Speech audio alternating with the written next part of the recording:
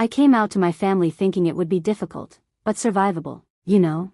Like those coming out videos you see online where there are tears, hugs, some confusion, but in the end, people grow and accept each other. That's what I thought would happen with mine.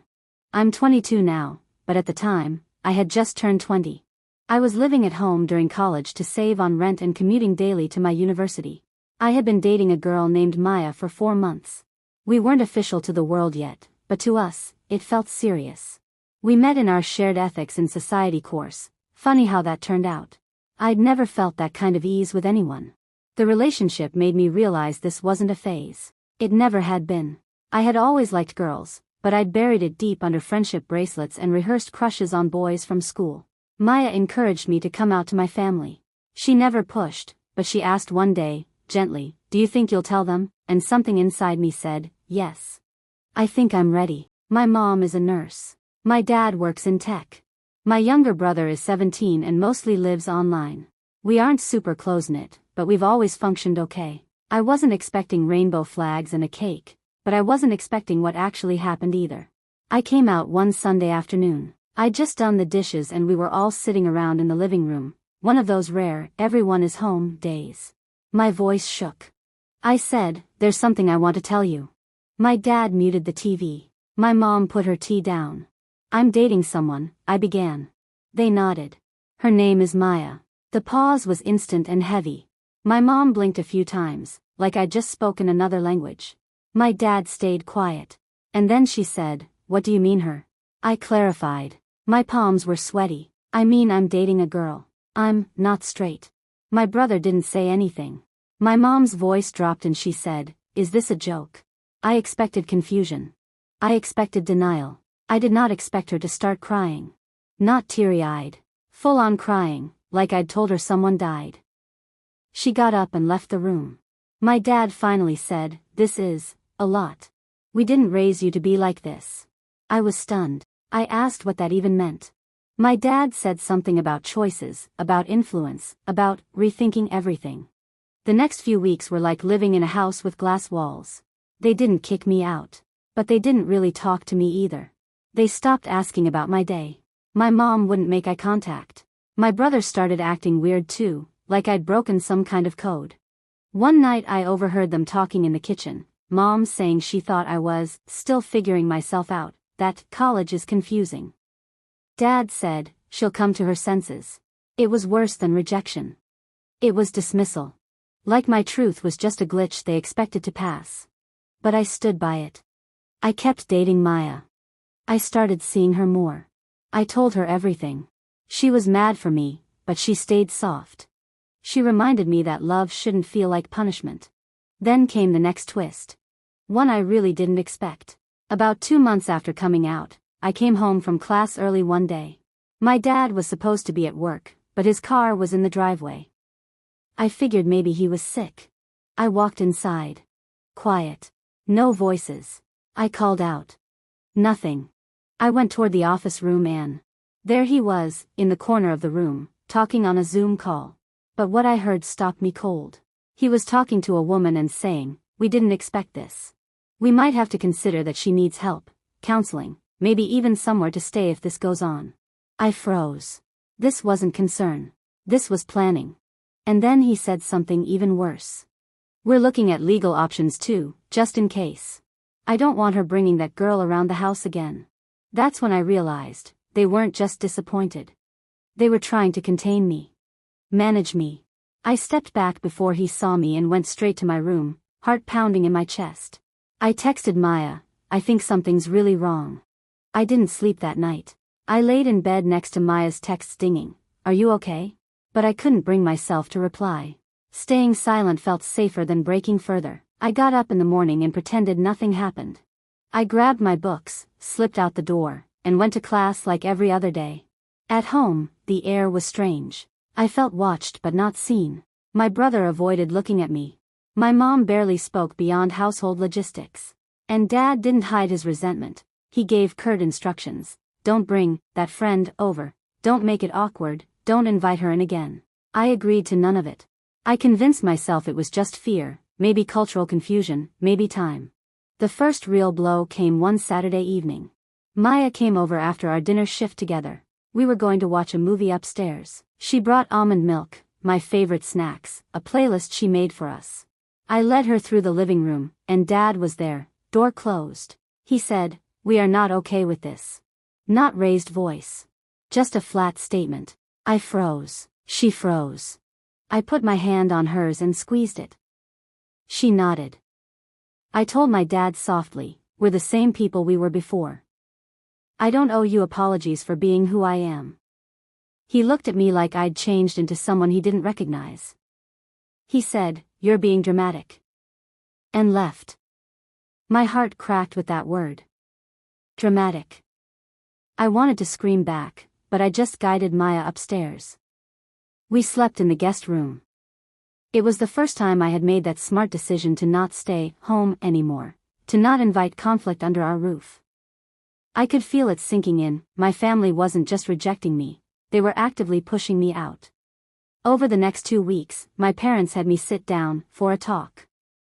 I had to sign family rules: no overnight guests of that kind, no public displays of affection with her, no social media posts implying my orientation, no sharing of our relationship with extended family. It was like a contract to erase me. They said, "You're welcome here, just don't make it weird for us." I signed, mostly to stop the lectures, to stay safe, to keep breathing.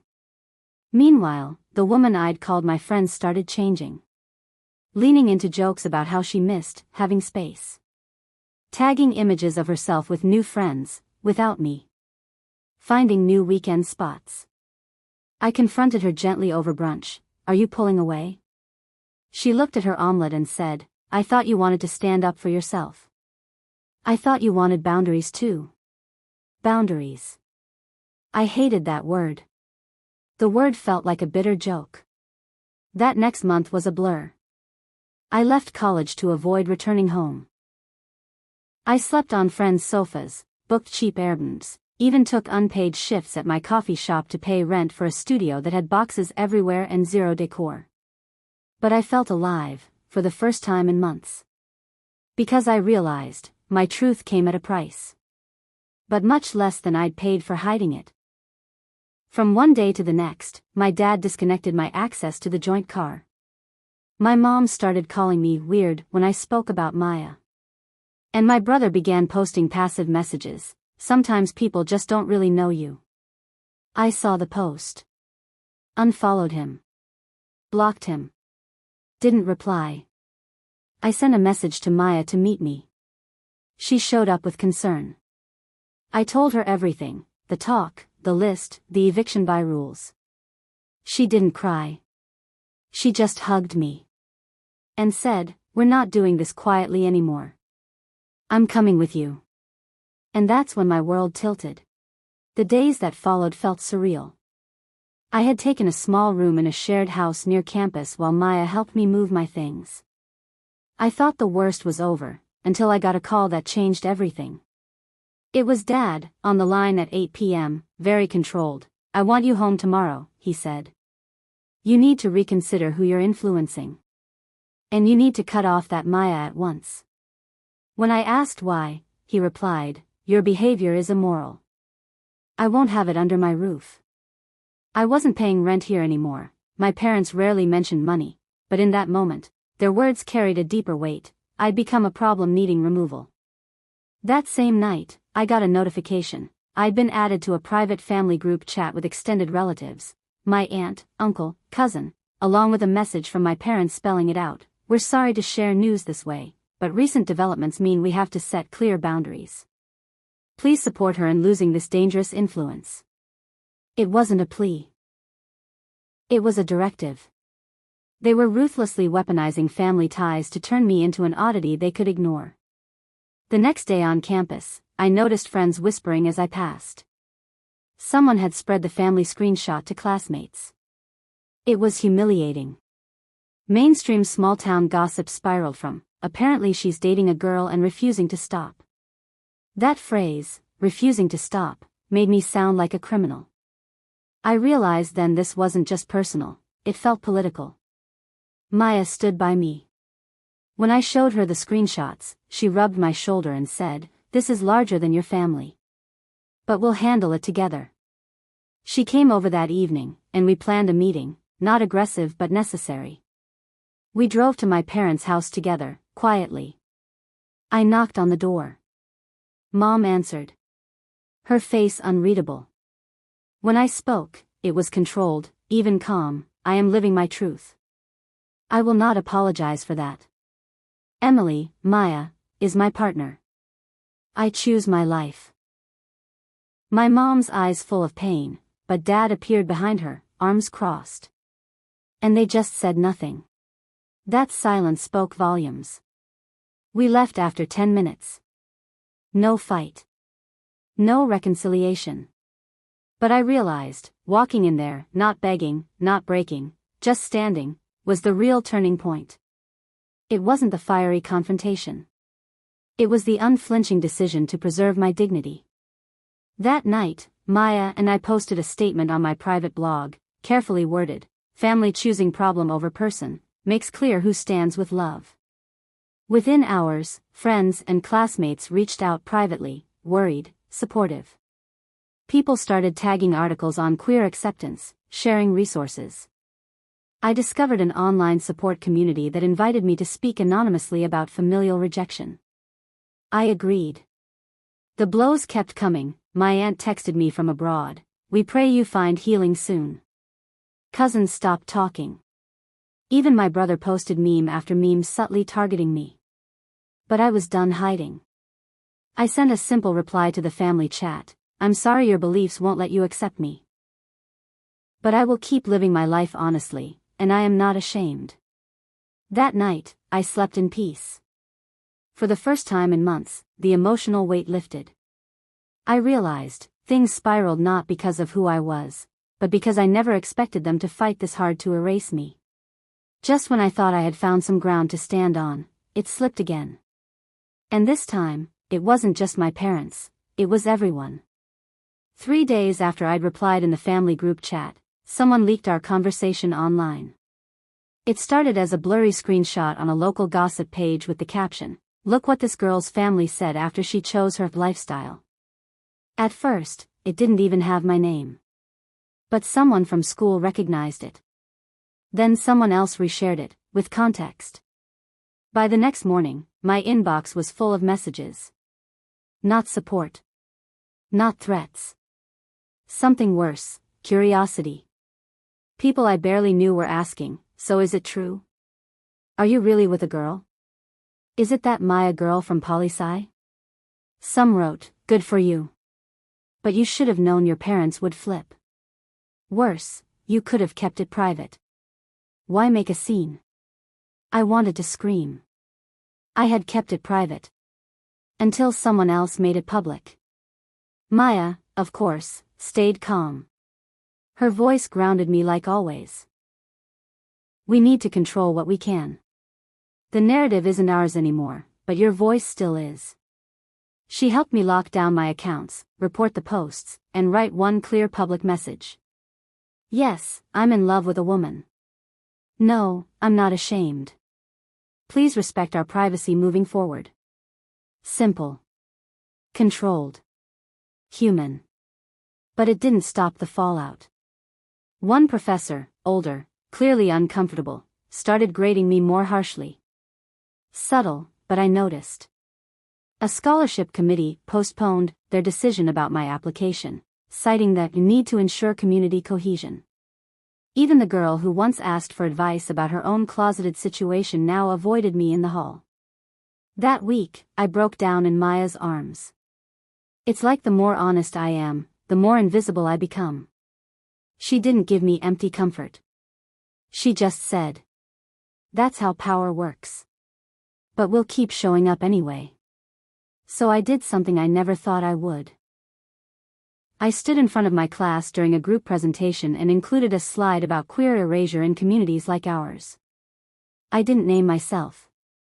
I didn't have to. People knew. And when I walked out of the room afterward, 3 classmates quietly followed. One said, "That was brave."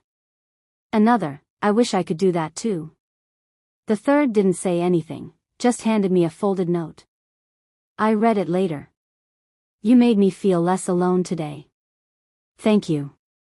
I learned something in those weeks. Sometimes the price of being visible is steep, unfair, and exhausting. But when you survive it, even bruised, you become someone others recognize in the dark. A flicker of a path. A mirror. A maybe. Maya and I moved in together sooner than we planned. It wasn't some grand romantic decision, it was survival. My parents stopped helping with tuition. They said if I insisted on choosing a life of sin, I could pay for it on my own. I remember my mom's exact words. You wanted to be independent? Now you are. No softness. No room for love in her voice. Just finality. Maya had a small one-bedroom apartment near campus. When she offered her couch until I found a solution, I said yes, then cried in the shower for an hour because I hadn't needed help like that since I was a kid. That first week together was messy. There were boxes everywhere, I was scared all the time, and we barely slept.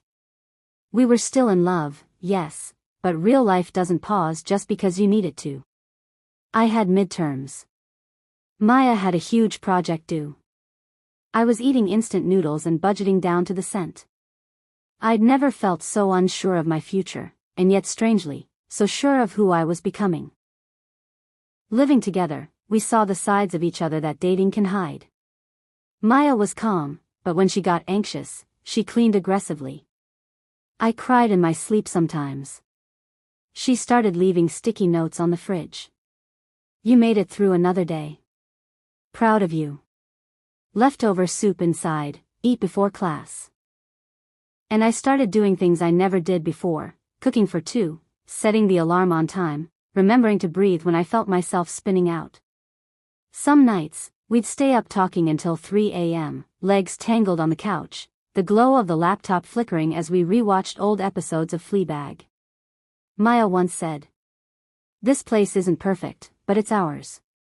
No pretending here." And I realized, that was the first time I'd ever felt safe in a space that wasn't my childhood home. That was ours. But the outside world didn't go quiet. Someone egged our door.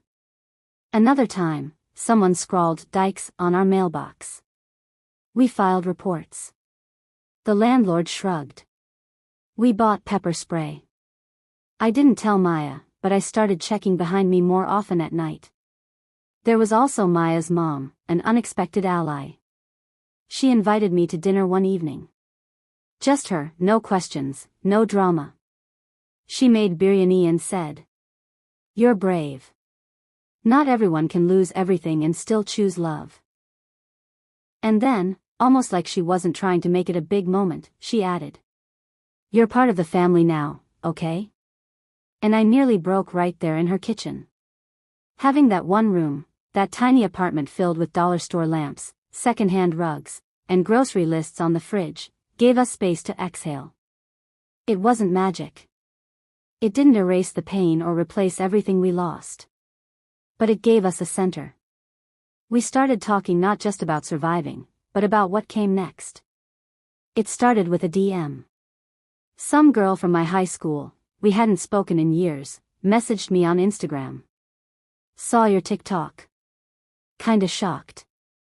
You used to be so normal." There was a smiley face. I think it was supposed to be funny. Then more came. People I barely remembered commenting on my relationship, my appearance, my life. Some wrote that I looked different now, code for queer. Others asked if I missed being straight, like it was a vacation I went on and forgot to come back from. One guy made a TikTok about me. He didn't name me outright, but it was clearly about me. He used old yearbook photos, tagged our hometown, and said, "Isn't it wild how some girls turn gay for attention?" The comments? Classic daddy issues. "She's just mad guys don't want her." Phase. Watch. I didn't even cry. I just stared at my screen and felt tired. So tired. I told Maya. She went quiet, then pulled me into her arms and whispered, "You don't owe anyone your story." especially people who only want to turn it into entertainment. But I felt this pull, this temptation to explain myself. To defend us. To prove that this wasn't some rebellious detour. It was real. It was home. So I made a video. One video. I sat on the floor, no makeup, hair messy, and said, I didn't turn anything. I found myself. And if that threatens your version of who I was, maybe you never knew me to begin with. It didn't go viral. It didn't fix everything.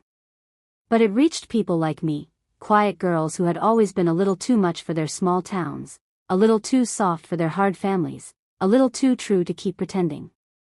One comment stuck with me. I'm 17.